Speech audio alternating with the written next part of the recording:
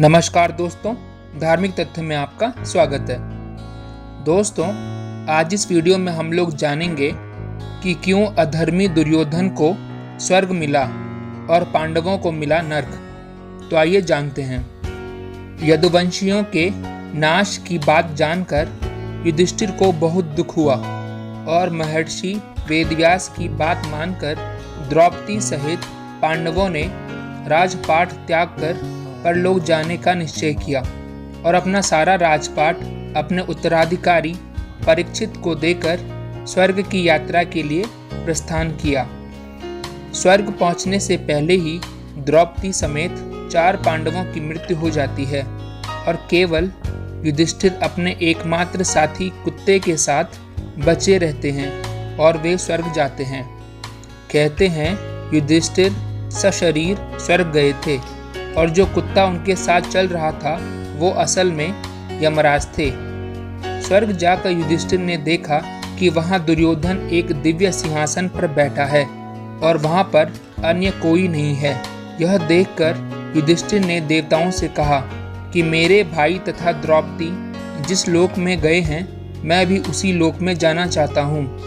उसके बाद एक देवदूत युधिष्ठिर को ऐसे मार्ग पर ले गया जो बहुत खराब था। उस मार्ग पर घोर अंधकार था। उसके चारों ओर से बदबू आ रही थी। इधर उधर मुर्दे दिखाई दे रहे थे। लोहे की चोंच वाले कौवे और गिद्ध मंडरा रहे थे। यह सब देखकर युधिष्ठिर ने वापस जाने का फैसला किया। जब युधिष्ठिर नर्क से वापस लौटने लगे तो उन्हें दुखी लोगों की आवाज सुनाई दी।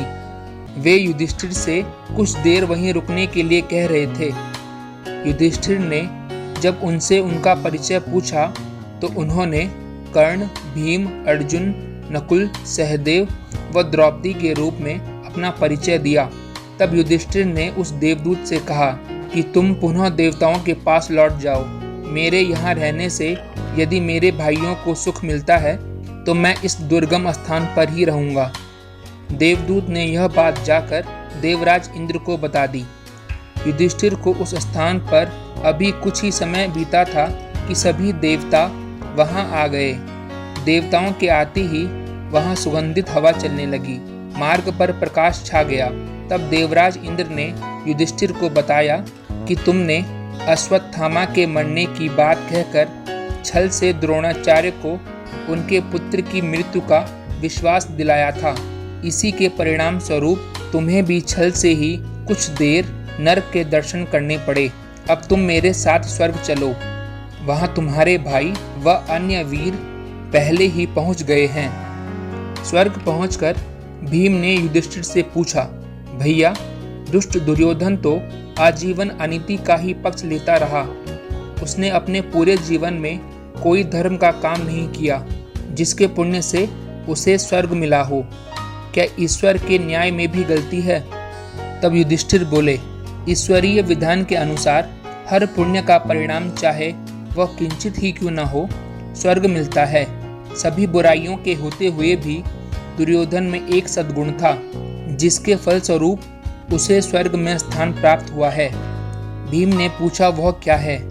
तो फिर युधिष्ठिर ने बताया कि अपने पूरे जीवन में दुर्योधन का लक्ष्य एकदम स्पष्ट था। उसी उद्देश्य की पूर्ति के लिए उसने हर संभव कार्य किया। दुर्योधन को बचपन से ही सही संस्कार प्राप्त नहीं हुए, इसलिए वह सच का साथ नहीं दे पाया। लेकिन मार्ग में चाहे कितनी ही बाधाएं क्यों न आई हो, दुर्योधन का अपने उद्देश्य पर कायम रहना और दृढ़ संकल्पित रहना ही उसकी अच्छाई साबित हुई। युधिष्ठिर ने बताया कि अपने उद्देश्य के लिए एकनिष्ठ रहना मनुष्य का एक बहुत बड़ा सद्गुण है। इसी सद्गुण के कारण दुर्योधन की आत्मा को स्वर्ग के सुख भोगने का अवसर प्राप्त हुआ है। युधिष्ठिर की बात सुनकर भीम की जिज्ञासा शांत हुई और कुछ समय दुर्योधन और पांडवों ने फिर एक साथ बिताया। अब हम आपको बताएंगे कि क्यों पांडवों को नर्क में जाना पड़ा। आइए जानते हैं। द्रौपदी सभी पांडवों में सिर्फ अर्जुन को ही अधिक प्रेम करती थी। इस भेदभाव के कारण ही द्रौपदी को नर्क जाना पड़ा। सहदेव को इसलिए नर्क जाना पड़ा क्योंकि सहदेव को अपने विद्वान होने का बहुत घमंड था। नकुल को घमंड था कि वह सबसे सुंदर है। अर्जुन को भी अपने पराक्रम पर घमंड था। अर्जुन ने कहा था कि मैं एक ही दिन में शत्रुओं का नाश कर दूंगा, लेकिन वह ऐसा नहीं कर पाया था।